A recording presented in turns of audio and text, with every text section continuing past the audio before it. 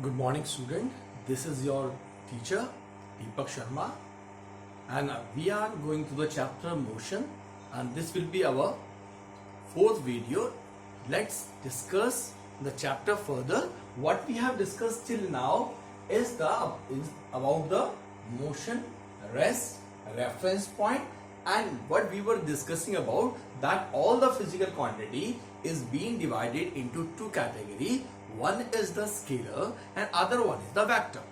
The scalar is one which is having only magnitude but does not have any direction. The other one is vector, those physical quantity which has magnitude as well as direction is known as vector quantity. On that itself, I have gone through certain example that distance and displacement. What is the difference between distance and displacement is that distance is a scalar quantity while displacement is a vector quantity. It means that when we talk about the displacement, we have to use the direction, and in physics the direction is denoted either by using a negative sign or by using a positive sign. If we use negative sign, it means that we are moving to opposite direction that of the positive direction. But you have to consider it in case of displacement. On that side, well, let's move further. On that day, we were discussing that for a person, this was our last question, that when you are let a man standing at point A will move around in a circular path and reach back to the A point. Let's go out with its total distance. The total distance will be equals to 2 pi r, which is the circumference of a circle. But the total displacement is 0 as this person when runs around a circle come back to its initial point, means when a person come back to the initial point, it automatically becomes 0. And so let's go with some more example that we have taken initially, that if a person will move from A to B, it's plus 20. Then if it move from B to A, then it's minus 20. The net displacement is 0. Moving further, the most important thing is, if we will ask that write the difference between, I would be using both of the language, Hindi as well as English for my conversation. So let's talk about the difference between distance and displacement. And what is distance? Let me make out a table. Distance, displacement. As per as bookish language, what is distance? Path traveled by an object. Path travel. And what is displacement? It is defined as the shortest path travel. Let me give out to you an example. Let a person move from A to B point. From A to B point. What will be the distance? And what will be the displacement? It's just for clarifying the definition. Path traveled by an object. If a person move from A to B occupying this path, A to B, it means which is equals to pi r, half of the circumference of the circle. 2 pi r is the circumference of the circle, just half it off. 2 pi r divided by 2, it gives you pi r. Pi r is the distance traveled by the body. But what is displacement? It is defined as the shortest path traveled. Then if this person move from directly from using this diameter of the circle, which is equals to 2r, that will be the shortest path, and that is the answer. Displacement will be 2r. It means the shortest path travel is known as the displacement. Move on to next. Difference of between distance and displacement is distance cannot be 0. Distance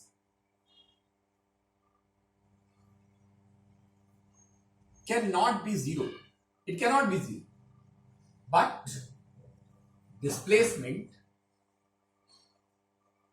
can be 0. Which I have taken an example initially, that from when a body is moving A to B covering a distance of 20 meter, back to the point, the total distance was 40 meter, but the displacement was 0. That's the thing. That distance cannot be 0, but displacement can be 0. Third, distance is a scalar quantity while displacement is a vector quantity. We can also go with many other differences too, but let it be that three are basically three major differences between distance and displacement. That distance path traveled by an object, displacement, it is defined as the shortest path traveled. Distance cannot be 0, displacement can be 0. Next, distance is a scalar quantity while displacement is a vector quantity. So it's an example of vector quantity. Let's go with some other example. Next is the speed and velocity. Most probably we use the common word when we want to use velocity. We use the word velocity when you want to. In junior class it happens too, but in senior classes does not be. What else? That speed and difference between speed and velocity is speed. What is speed? It is defined as speed. I am defining the speed. Let me write it properly. Speed. It is defined as the distance covered by a body in a particular time period. That is, speed is equals to distance upon time taken. Its unit is distance meter per second. Meter per, it's an CGS unit, and kilometer per hour is your SI system. Means CGS means centimeter, gram, second, and SI is your standard international. Next, let's talk about the velocity. What is velocity? Similar. It is defined as the displacement. The first difference comes. Displacement covered by a body in a particular time period and in a particular direction. That is, velocity is equals to displacement upon time taken. Now let me write SI unit. Same, it would be having same. SI is kilometer per hour, CGS is centimeter per second or meter per second. But what is the difference between both of them? Remember, speed is having a time period, a distance, and there is no direction, so it is also a scalar quantity. But as you are saying that in a particular direction, so velocity is a vector quantity. That is the difference between both of them. That is the difference between speed and velocity is a vector quantity, while speed is a scalar quantity. Next, let me give you an example. If I would say that I am driving a car with a rate of 20 km per hour, is it speed or velocity? So as the direction is not being mentioned, so we will say it's our speed. But if I would write a person is driving a car with a speed of 20 km in a west direction, as it is heading a direction, we would say it's a velocity, it's not a speed. as already stated that velocity is a vector coordinate, so it must should have a magnitude as well as a direction. So it will be a velocity, not a speed. No. Let's, अब मैं आपको बहुत easy way में आपको समझाता हूं. It's always happens in, कभी कोई क्वेश्चन पूछा जाता है, what is the relationship between scalar and vector quantities. क्या रिलेशनशिप है इन दोनों में? तो हम एक्सर and that's for each and everyone. हम लिखते हैं इसको that vector is equals to scalar multiply by direction. अगर आप एक स्केलर को डायरेक्शन से मल्टीप्लाई कर दे तो वेक्टर बन जाते हैं. समझाता हूं, एग्जाम्पल के साथ समझाता हूं. डिस्प्लेसमेंट क्या है? अगर आपने एक डिस्टेंस को डायरेक्शन से मल्टीप्लाई कर दिया तो वो डिस्प्लेसमेंट बन जाता है. वेलोसिटी क्या है? वेलोसिटी है अगर आप स्पीड को डायरेक्शन से मल्टीप्लाई कर दें तो आपको क्या मिलेगी? आपको वेलोसिटी मिलेगी.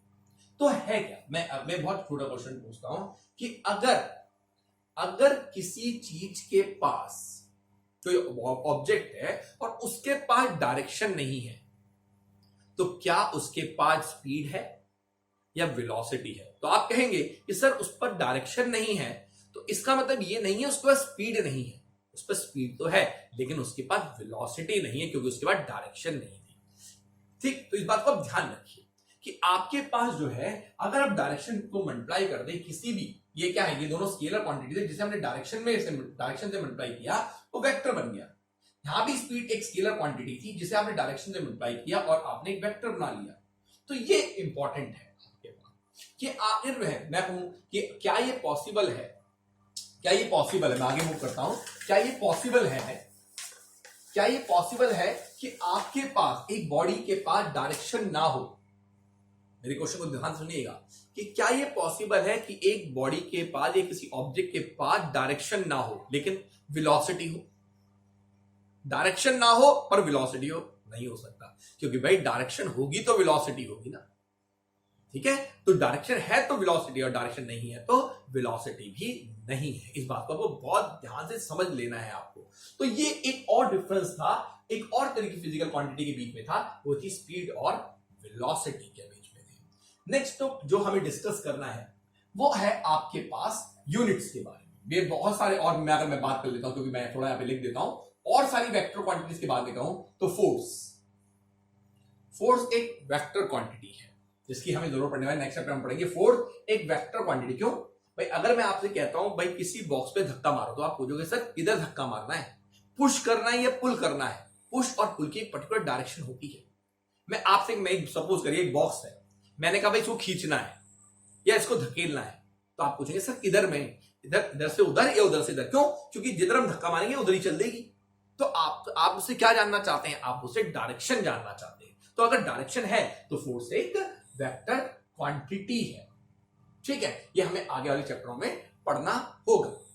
ठीक, आगे मैं बात करता हूं एक्सीलरेशन. एक्सीलरेशन भी एक वेक्टर क्वांटिटी है. एक्सीलरेशन क्या है? एक वेक्टर क्वांटिटी. इसका मतलब इसका मैग्नीट्यूड भी होगा, इसके डायरेक्शन भी होगा. और हमें सिलेबस में क्या पढ़ना होगा? मोमेंटम. आगे वाले चैप्टर में ये सारी टर्म्स आप पढ़ेंगे. मोमेंटम, इसको हम पीछे पढ़ेंगे. ये भी एक क्या है? एक वेक्टर क्वांटिटी है. बात करूं स्केलर की तो आएगा जैसे प्रेशर. हम आगे वाले चैप्टर में प्रेशर पढ़ेंगे. प्रेशर को हम पी से रिप्रेजेंट करते हैं. वो भी पी है, ये भी पी है, और स्मॉल पी है और ये कैपिटल पी है. तो प्रेशर है, ये एक स्केलर क्वांटिटी, इसकी कोई डायरेक्शन नहीं होगी. ठीक है, मास की कोई डायरेक्शन नहीं होगी. एनर्जी कोई डायरेक्शन नहीं होगी. वर्क कोई डायरेक्शन. तो ये बच्चों बहुत सारे एग्जाम्पल पॉसिबल हैं जो जिन्हें हम कैटेगरी, सारी फिजिकल क्वांटिटी जिन्हें हमने कैटेगरी में तोड़ा है वेक्टर और स्केलर. अब बच्चों जो नेक्स्ट टॉपिक है वो बहुत ध्यान से आपको समझना है. यूनिट. वैसे इसके बारे में मैं जिक्र पहले कर चुका हूं. यूनिट क्या होती है इसे मैंने डिस्कस किया. अगर याद हो तो मैंने डिस्कस किया था आपको, किसी भी फिजिकल क्वांटिटी बराबर होती है एनयू के, यानी उसमें एक इंटीजर होता है प्लस उसमें एक यूनिट होती है, तब एक फिजिकल क्वांटिटी डिफाइन होती है. ठीक। और जितनी भी यूनिट्स होती हैं बेटे, सारी फिजिकल क्वांटिटी की यूनिट्स को हमने, अगर मैं बात करूं सिस्टम ऑफ यूनिट्स में, सिस्टम, मैं आपसे पूछूं यूनिट्स के सिस्टम क्या होते हैं, तो हमारे पास बच्चों दो सिस्टम ऑफ यूनिट है। एक कहलाता है सी जी एस सिस्टम, दूसरा कहलाता है एस आई, जिसको हम कहते हैं एम के एस सिस्टम भी कहते हैं। मीन है क्या, सी माने सेंटीमीटर, यानी इसमें सारी लेंथ सेंटीमीटर में नापी जाती है। जी माने ग्राम, सारा वजन ग्राम में नापा जाता है। और एस माने सेकंड, टाइम सेकंड में नापता है। एसआई में आपके पास जो आपका, एसआई में आपके पास जो आपके पास डिस्टेंस है वो मीटर में नापता है।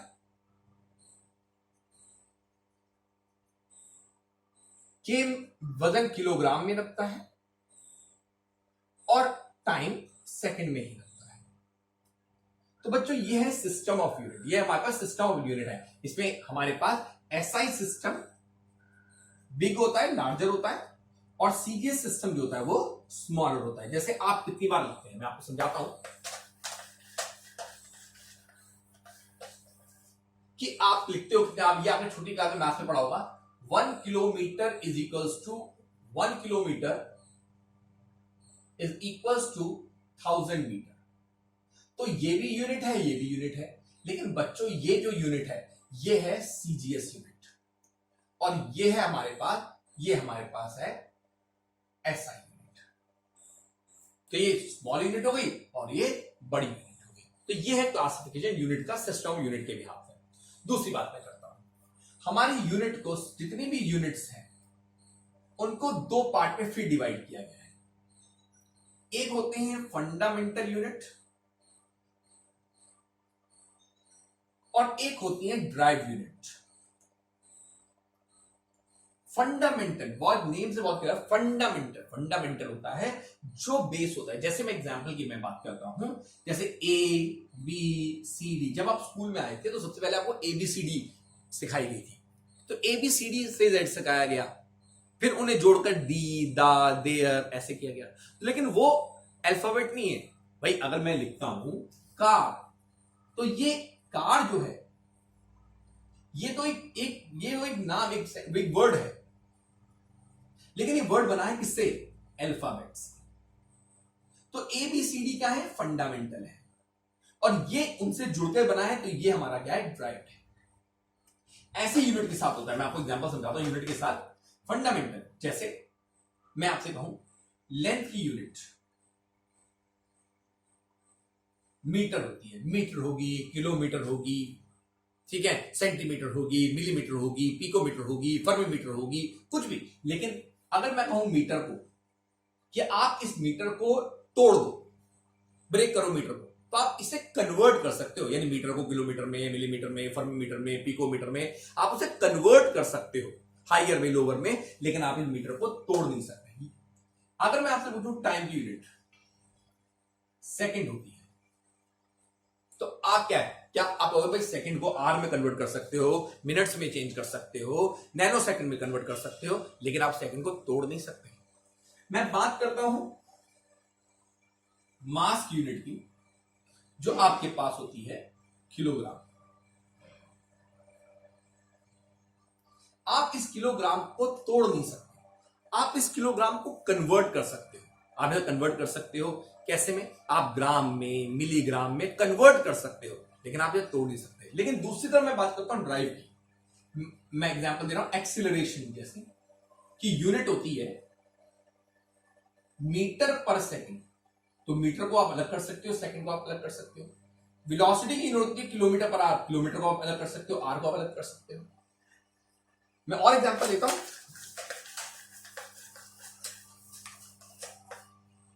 मैं ड्राइव यूनिट की एग्जांपल दे रहा हूं। मान लीजिए यूनिट है kilometre, kilogram metre per second square, acceleration unit, sorry, metre per second square, ठीक है, मीटर पर सेकंड। तो किलोग्राम को आप अलग कर सकते हो, मास, मीटर को अलग कर सकते हो, सेकंड को आप अलग कर सकते हो, तो किलोग्राम को अलग कर सकते हो, मीटर को। तो इसका मतलब ये जो यूनिट है बेटा, मैं बताऊं ये आपको, ये यूनिट फोर्स की है। Kilogram metre per second square. लेकिन आप इस यूनिट को तोड़ सकते हो, किलोग्राम को तोड़ सकते हो, मीटर को तोड़ सकते हो, सेकंड को। तो फोर्स की जो यूनिट है वो बनी है 3 फंडामेंटल को जोड़ करके, तो ये कहलाएगी ड्राइव्ड यूनिट। यानी फंडामेंटल क्या है? फंडामेंटल यूनिट्स होती हैं those unit which can not be resolve, जिन्हें आप तोड़ नहीं सकते। लेकिन ड्राइव यूनिट क्या है? Those unit which can be resolve और which is made up of combining fundamental units, उन्हें हम कहते हैं ड्राइव यूनिट्स कहते हैं। तो बच्चों, मेरे ख्याल में आज का टॉपिक क्लियर होगा। मैं फिर आपसे रिक्वेस्ट करता हूं, हर वीडियो को देखिए, कॉपी पेन उठाइए, पॉइंट्स को नोट कीजिए, अगर कोई दिक्कत हो तो मुझे कॉल कीजिए, लेकिन हर चीज को समझ के चलिए। आज हमने यूनिट को देख लिया है, नेक्स्ट के बाद हमने वेक्टर स्केलर को देख लिया है। नेक्स्ट लेक्चर में हम इससे आगे जाएंगे कि टाइप ऑफ मोशंस पे चलेंगे, मोशन कितने तरीके के होते हैं। एक बार हम डिस्कस कर लिया था, लेकिन अब उसे और भी हमें ब्रीफ डिस्कस करना है काइनेमैटिक्स में। तो पढ़ते रहिए, जो वीडियोस आपको सेंड किए प्लीज उसको देखते रहिए, अपने लाइक्स भेजते रहिए, लाइक भेजिए, नीचे कमेंट में अपना कमेंट दीजिए ताकि मैं आगे प्रोसीड कर सकूं। Thank you student, take care, be safe and secure. Thank you.